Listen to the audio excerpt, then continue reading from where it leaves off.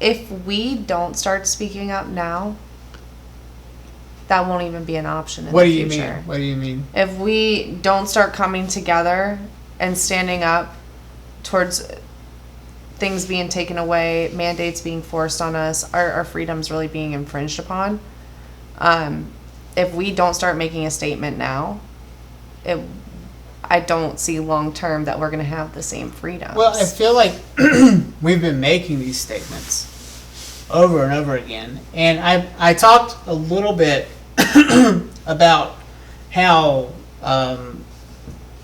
so you have the Western world and then you have the Eastern world and then there's everyone in between.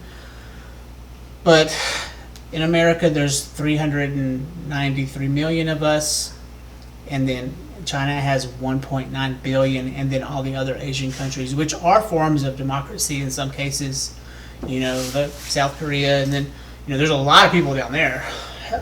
But overall, encompassing, it's like 1/5 of the world is westernized, and then the rest of the world is not. And in those countries, it's a free-for-all for whatever's happening over there. So we're kind of outnumbered in a way, and it seems like the New World Order is coming, and it's happening fast, and it seems to be coming from China to Canada and down. And, all I really want to do is have a podcast that talks about film and creativity and all those things, but I constantly feel like it's getting into the framework of what I'm doing, and it becomes a part of the lecture we have, I guess, in every podcast that comes up.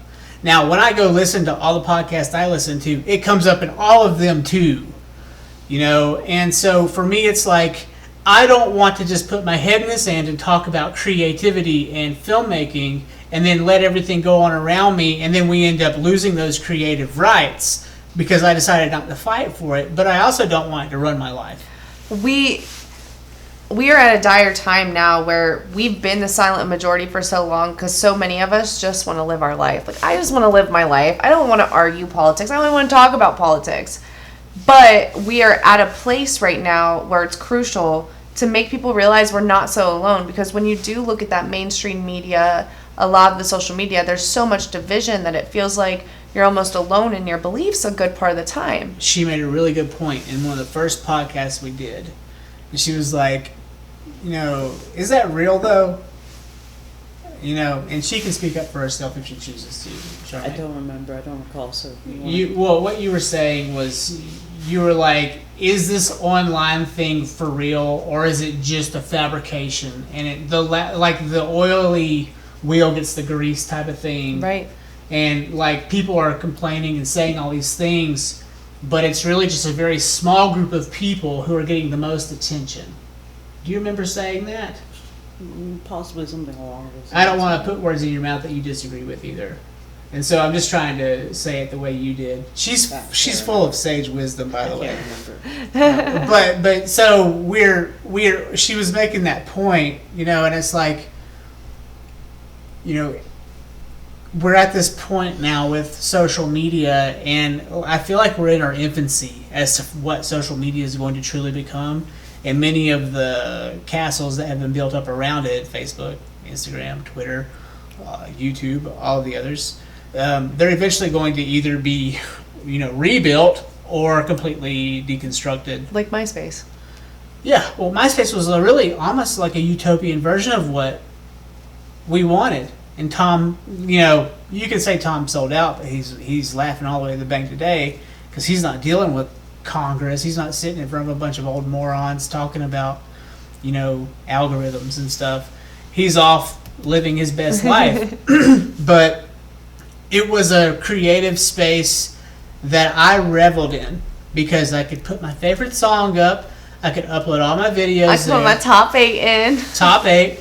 I could change my backgrounds, customize them. I could custom code my background if I wanted to. I could make everything the way I wanted it to be. And honestly, it was a lot of fun, and it had great interactivity, and it wasn't too verbose. And, there wasn't even a limit on how much you could say, but people just didn't comment on there the way they do on the Facebook.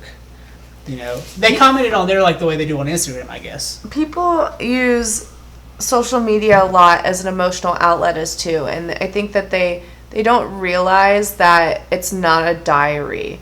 And airing all of your personal dirty laundry My out. poetry's on there. That's my diary. I love there's a difference in that and airing out your drama.